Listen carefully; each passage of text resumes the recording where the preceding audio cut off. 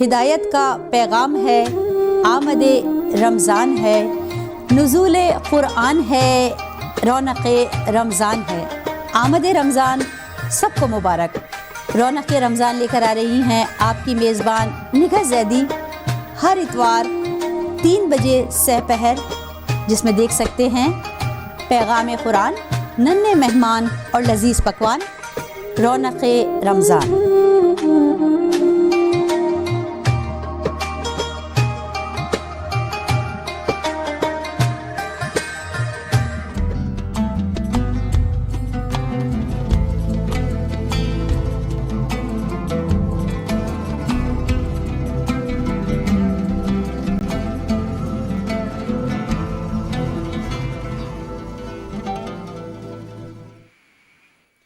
جی ناظرین، ایک بار پھر رونق رمضان میں آپ کو خوش آمدید کہتے ہیں اور میں ہوں آپ کی میزبان نگہ زیدی۔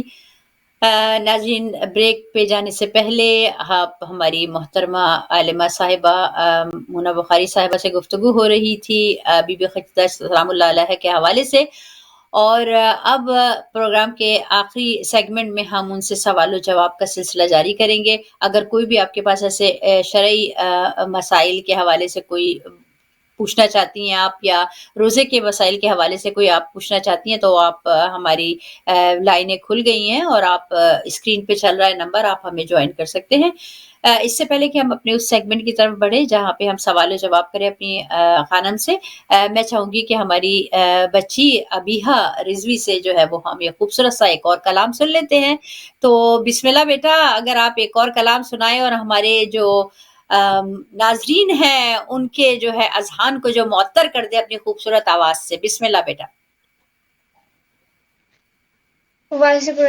صلوات اللہم صلی علی محمد وآل محمد وعجل فرجہ۔ بسم اللہ بیٹا۔ مدد یا امام زمان، ماشاء اللہ۔ مدد یا امام زمان، مدد یا امام زمان، مدد یا امام زمان۔ ہے پریشان سارا جہاں، ہے پریشان سارا جہاں،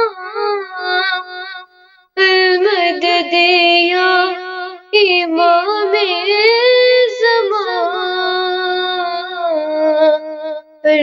مدد یا امام زمان، مدد یا امام زمان۔ ہر طرف چھائی ہے تیرگی،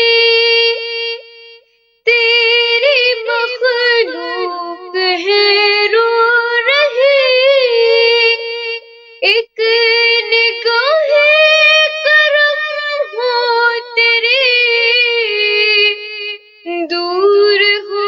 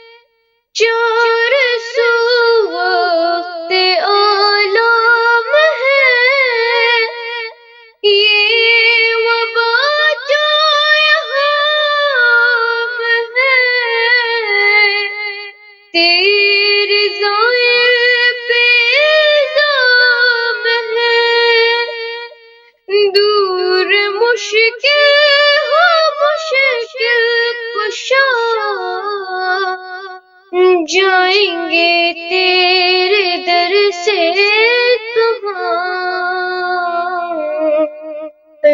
मदद या इमाम ज़मान, मदद या इमाम ज़मान। हर तरफ छाई है तीर की, तेरी मखलूक है रो रही। एक निगाह करम हो तेरी,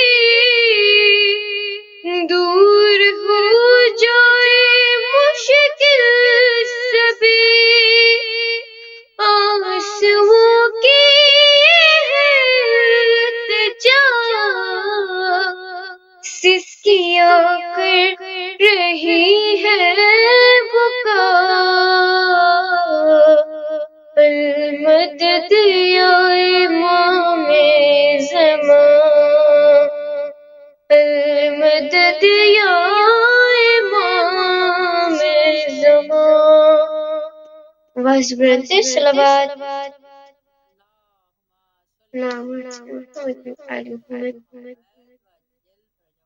Well done, beta. Absolutely beautiful kalam. And یہ کلام کیا تھا؟ یہ تو دل کی پکار ہے، ہر کسی کی، ہر کسی مومن کے دل کی پکار ہے کہ امام ہماری زندگی میں جو ہے وہ ہماری یہ گناہ گار نظریں ہمارے امام کو دیکھ لیں اور روح کو معطر کر گیا آپ کا کلام بچا کہ بہت شکریہ اور may Allah bless you and thank you to your parents کہ اتنی اچھی تربیت کر رہے ہیں، اتنے خوبصورت انداز میں آپ کی تیاری کر رہے ہیں. keep up the good work. thank you بیٹا، جزاک اللہ. Thank you.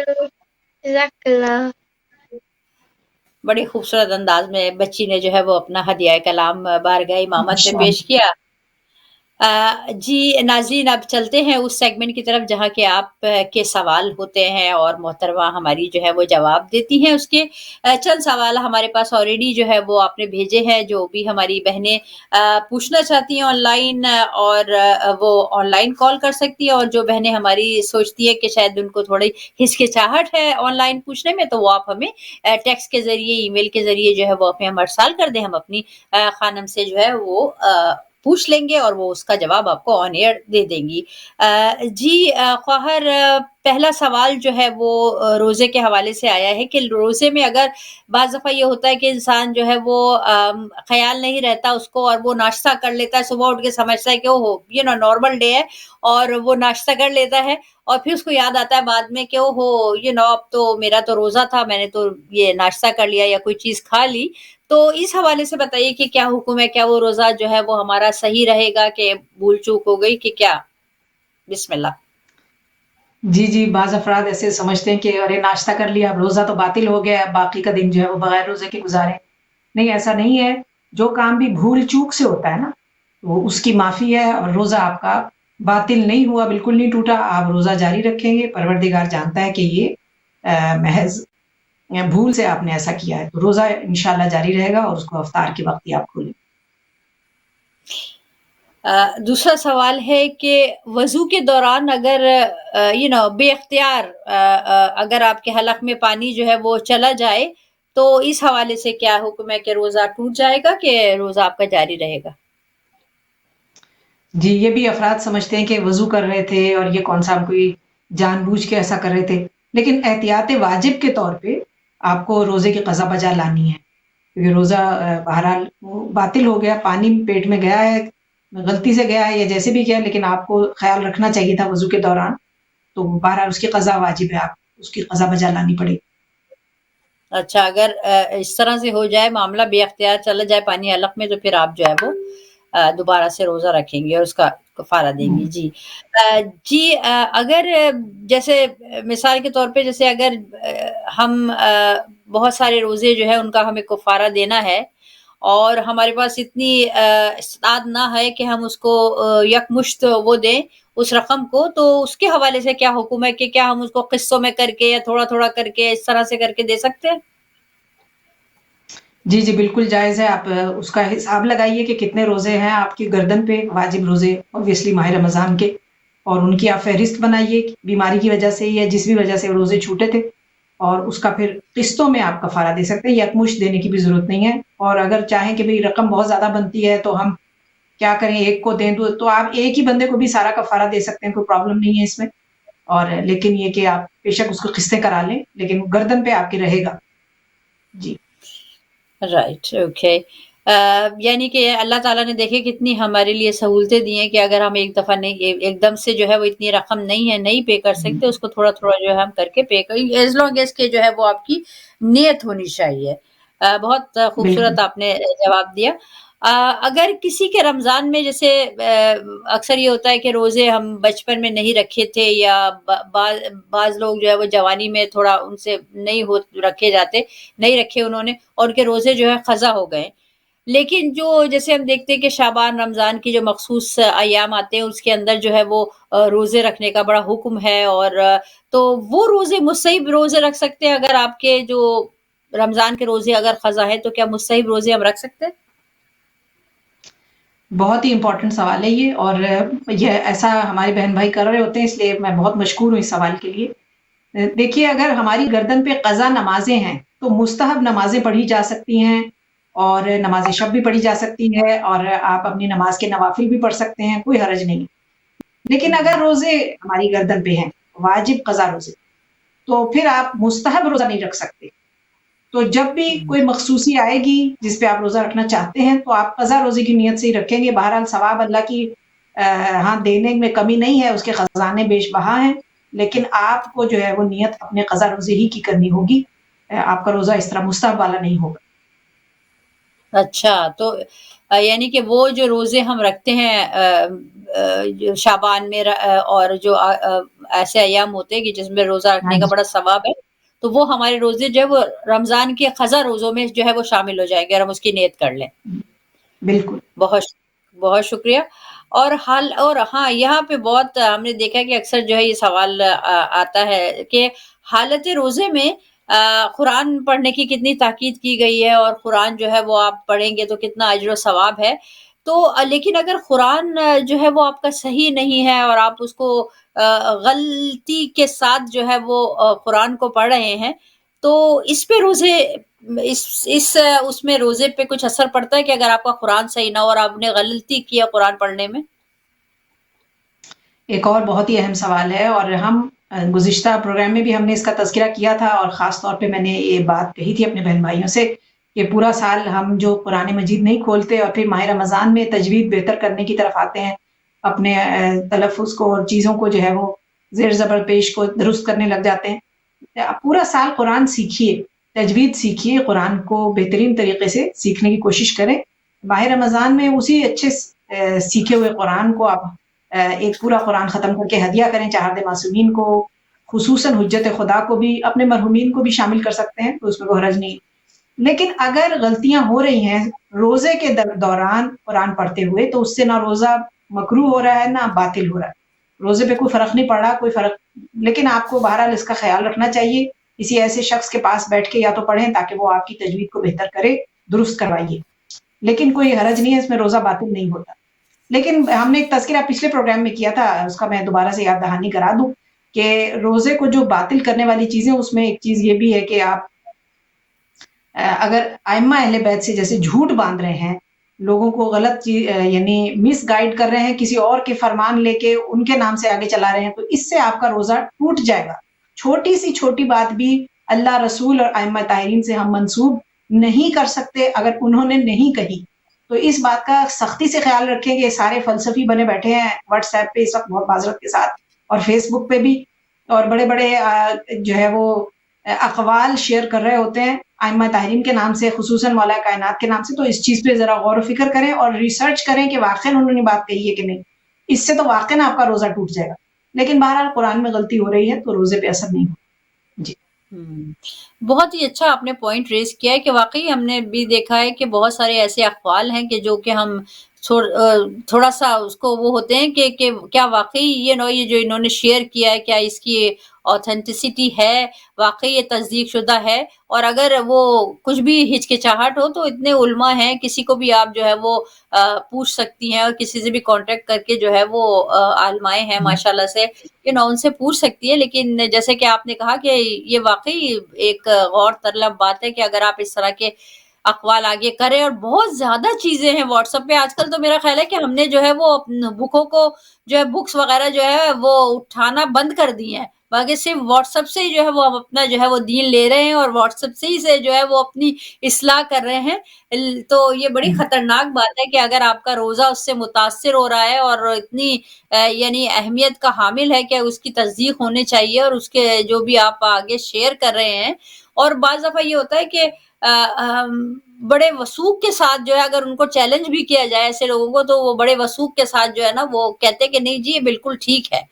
लेकिन ये है कि अगर आपका रोज़ा मुतासिर हो रहा है तो फिर आप जो है उसके ऊपर सोचें और थोड़ा-सा वो करें। अच्छा, दूसरी बात ये है कि जैसे अगर कुरान हमने देखा है कि बहुत आपका फ़ास्ट नहीं है और आप पूरे 30 सिपारे जो है वो 30 दिन में नहीं पढ़ सकते हैं, तो कुरान पढ़ने का अपना अज्र व सवाब है। लेकिन अगर आप पूरा नहीं पढ़ सकते हैं पूरा, तो इसमें क्या इसके हवाले से क्या कहेंगी कि लाज़िमन पूरा कुरान पढ़ना है, कि अगर आप नहीं पढ़ सकते तो फिर इसमें कोई गुंजाइश है, कोई रियायत है?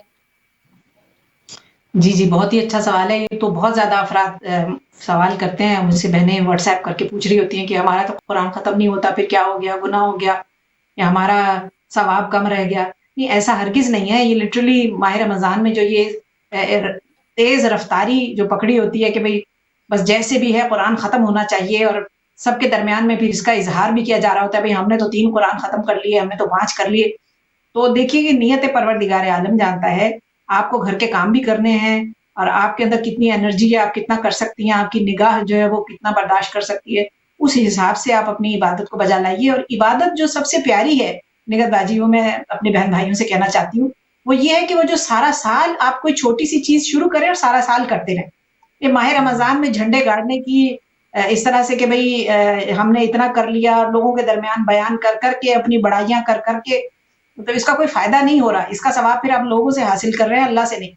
तो बराए मेहरबानी एक तो इबादत खामोशी से करें। दूसरा ये कि कोई गुनाह नहीं मिल रहा, कोई हर्ज नहीं है।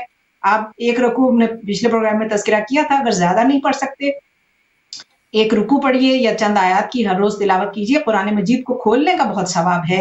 आयात को चूमिए, उनकी ज़ियारत कीजिए, उनको देखने का भी सवाब है। जैसे अली मुर्तज़ा के चेहरे को देखना सवाब है, खाना काबा को देखना सवाब है, माँ-बाप के चेहरे को देखना सवाब है।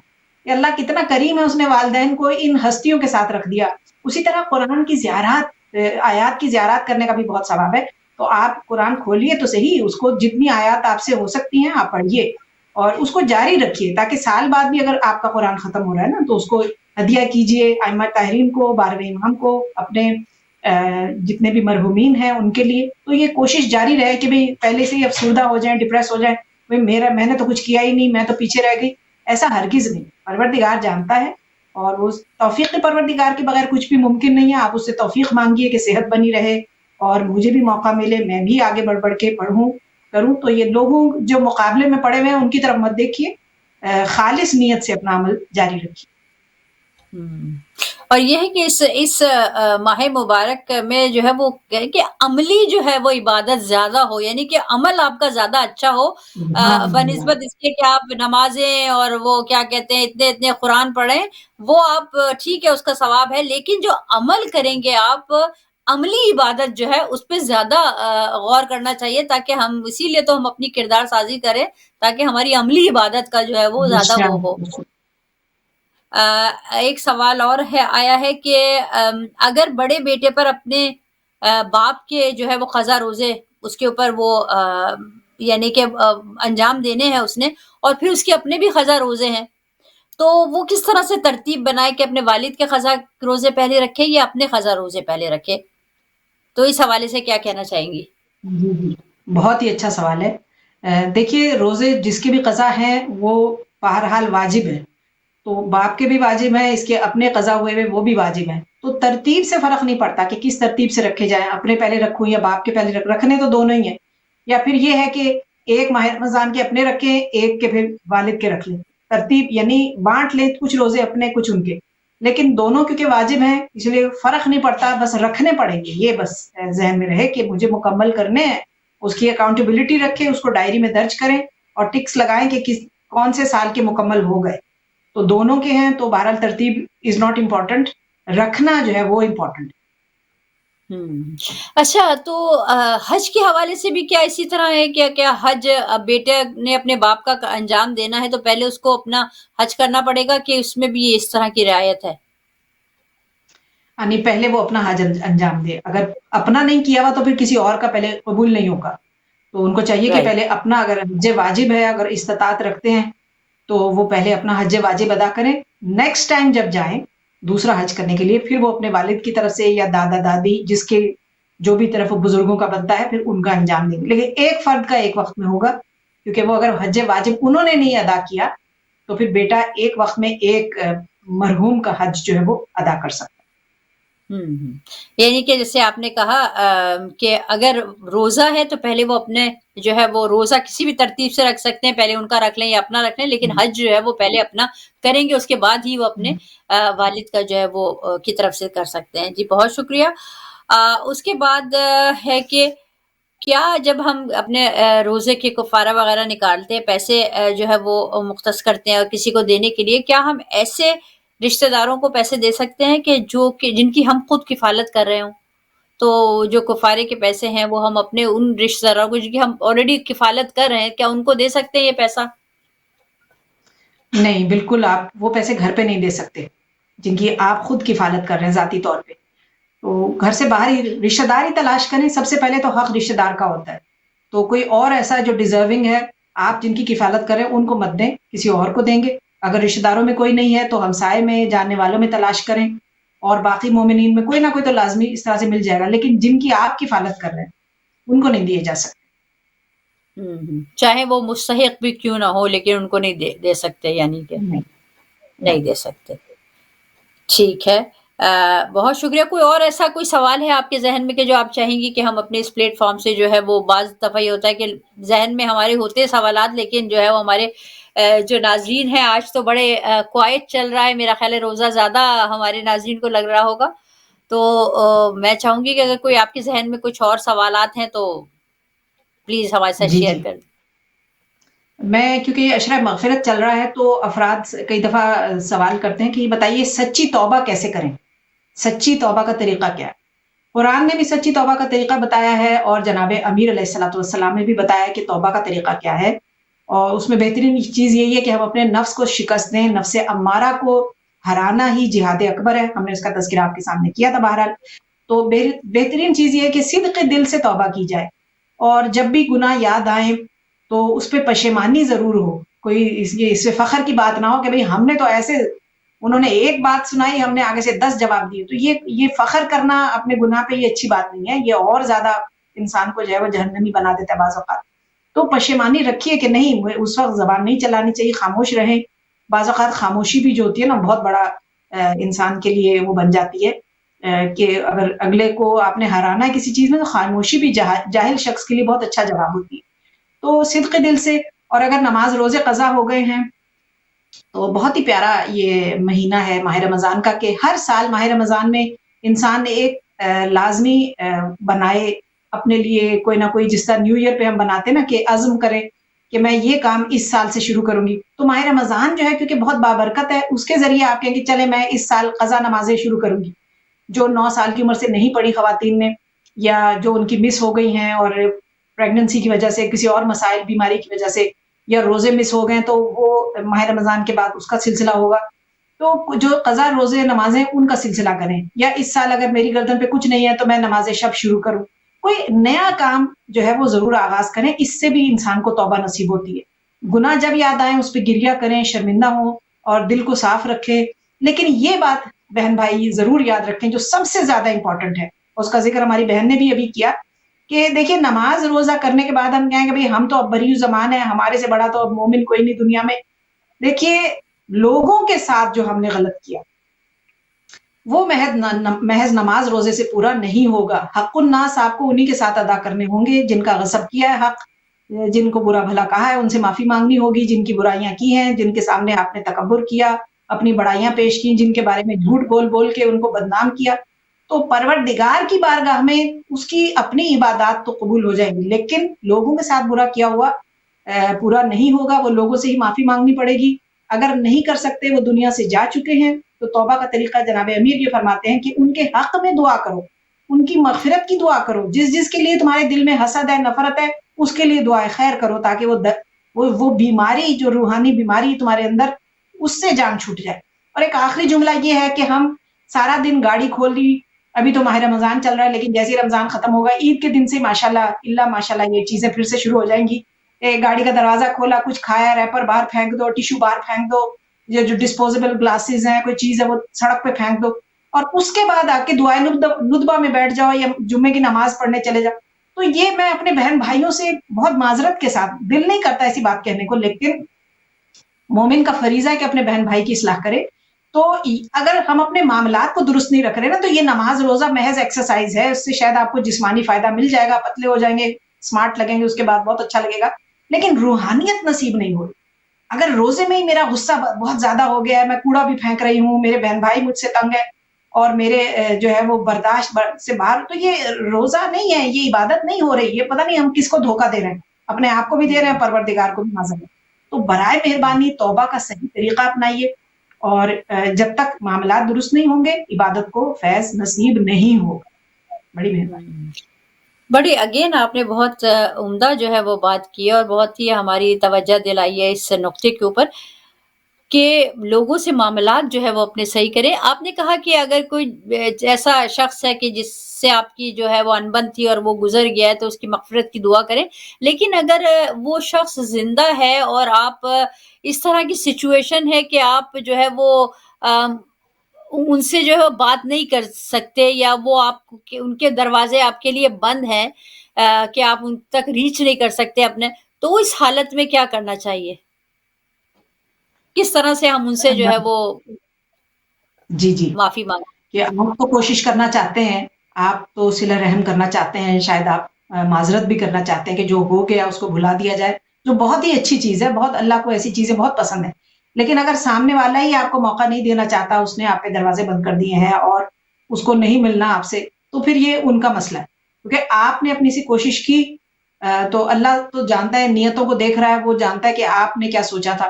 کوشش ایک دفعہ اپنے رشتہ داروں کے ذریعے بھی کرنے کی کوشش کریں کہ ہمارا پیغام پہنچائیں، ہم ملنا چاہتے ہیں، اور اگر ہماری معذرت قبول کریں، نہ بھی اگر قصور ہے تو معذرت کرنے میں کوئی بری بات نہیں ہے، اس لیے کہ توبہ کے لیے گناہ کرنے کی ضرورت نہیں ہے، توبہ تو روح کو نکھارنے کے لیے اللہ نے بنائی ہے، استغفار کثرت سے کرتے چلے جاؤ۔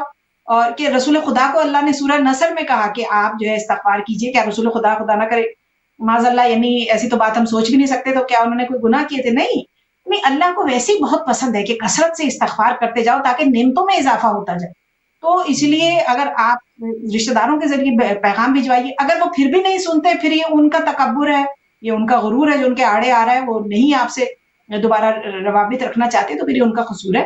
آپ پھر بری الزمان ہیں انشاءاللہ، اور بالکل مطمئن رہیں، پھر اس میں آپ کا کوئی قصور نہیں۔ بہت شکریہ خواہر، بہت ہی خوبصورت انداز میں آپ نے ہماری رہنمائی فرمائی، خدا آپ کی توفیقات خیر میں اضافہ فرمائے، اور بیویوں آپ کو اپنی خاص کنیزی میں جگہ عنایت فرمائے۔ بہت شکریہ خواہر۔ اب یہ ہے کہ ہمارے پاس جو ہے وہ 3-4 منٹ ہے، میں چاہوں گی کہ ظاہر بات ہے عشرہ مغفرت جو ہے وہ شروع ہو چکا ہے، اور ہم سب جو ہیں وہ اپنے دامنوں کو پھیلائے بیٹھے ہیں۔ میں چاہوں گی کہ آپ دعا جو ہے وہ فرما دیجئے ہمارے تمام محرومین کی مغفرت کے لیے، ہمارے تمام جتنے بھی مریض ہیں ان کی شفا یابی کے لیے، جو بے حال ہیں اللہ تعالیٰ ان کو اپنے خزانہ غیب سے جو ہے وہ عطا فرمائے، تو ان سب کے لیے جو ہے وہ دعا کے لیے جو ہم ہاتھ بلند کرتے ہیں، آپ دعا کروائیے۔ جی انشاءاللہ، پروردگار عالم، چہارد معصومین کا واسطہ، اور یہ جو جنت کے دروازے کھلے ہیں اس مہینے میں، پروردگارہ تجھے اپنی رحمت کا واسطہ، ان ہستیوں کے صدقے میں، خصوصاً حجت خدا کی تنہائی کا واسطہ، پروردگارہ جتنے مومنین مومنات دنیا میں آباد ہیں، ہمارے بہن بھائی کہ جن سے ہمارا نہ کوئی رشتہ ہے، نہ کوئی خونی تعلق ہے، نہ ہم انہیں جانتے ہیں، لیکن ہم سب رشتہ ولایت میں ایک تسبیح کی طرح پروئے ہوئے ہیں، اور جنت میں ساتھ ساتھ رہیں گے۔ پروردگارہ ہمارے سب بہن بھائیوں کی جان مال عزت آبرو کی حفاظت فرما۔ پالنے والے جو بہن بھائی بیمار ہیں ان سب کو شفائے کاملہ و عاجلہ عنایت فرما۔ बार इलाहा जिन जिन के बुजुर्ग हयात हैं समेत मेरे वालिदैन के बार इलाहा उन सबको सेहत के साथ उम्र नूह अता फरमा।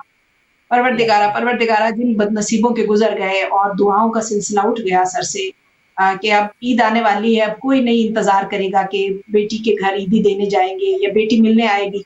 परवरदिगारा उनकी कब्रों को मुनव्वर कर दे। हमारी टूटी फूटी जो भी अब इबादत हैं सदक़े मोहम्मद व आले मोहम्मद के, उनकी कब्र में इन इबादत को उनका भी हिस्सा बना दे और उन सबको जवारे चहारते मासूमीन में जगह इनायत कर दे। परवरदिगारा हमारे बहन भाई जो औलाद के मुतमन्नी हैं, परवरदिगारा हर घर में एक बच्चा जरूर अता करना, हर घर में नासिराने इमाम ज़मान अता कर दे। बारिल्लाह जिस घर में जवान बच्चे बच्चियां उनके लिए गैब से अच्छे रिश्ते भेज दे, वालिदैन के कलेजों को ठंडा कर दे, उनके लिए बेहतरीन असबाब फराहम कर दे। परवरदिगारा जिंदगी में बार बार चहारदे मासूमीन की ज़ियारत नसीब फरमा। वक्त नज़ा कब्र में, मीज़ान पे, सिरात में, बरज़ख में, हर मकाम पे जनाब अमीर और जनाब सैयदा की शिफाअत नसीब फरमा और हमारी गुनहगारों आंखों को इस साल रोज़े आशूर अपने वक्त के इमाम हुज्जत खुदा अज्जलल्लाहु ताला फरजहु शरीफ की ज़ियारत नसीब फरमा। आखिर दावाना अल्हम्दुलिल्लाह। बहुत शुक्रिया ख्वाहर, बहुत ही मशकूर और ममनून है, आपने अपना कीमती वक्त हमें दिया। मौला आपकी तौफीक़ात खैर में इजाफ़ा फरमाए, सेहत व सलामती के साथ तुलानी उम्र अता फरमाए, इलाही आमीन। जी नाज़रीन, जैसा कि आप जानते हैं कि हर इतवार को 4:30 बजे तक ये प्रोग्राम हमारा होता है, 3 से 4:30 तक। तो आप हमें ज्वाइन करें, अपने सवालात हमारे ख्वाहर के सामने रखें। लेकिन अब जो है वो दामन वक्त में गुंजाइश ख़त्म हो चुकी है, तो इंशाअल्लाह ताला आपसे फिर मुलाकात होगी अगले इतवार को। अपना बहुत सा ख्याल रखिएगा, अपनी दुआओं में, अभी अपनी इबादत में हमें भी ज़रूर जो है वो याद रखिएगा। इसी के साथ मैं इजाज़त तलब हूँ। वस्सलामु अलैकुम व रहमतुल्लाहि व बरकातहू।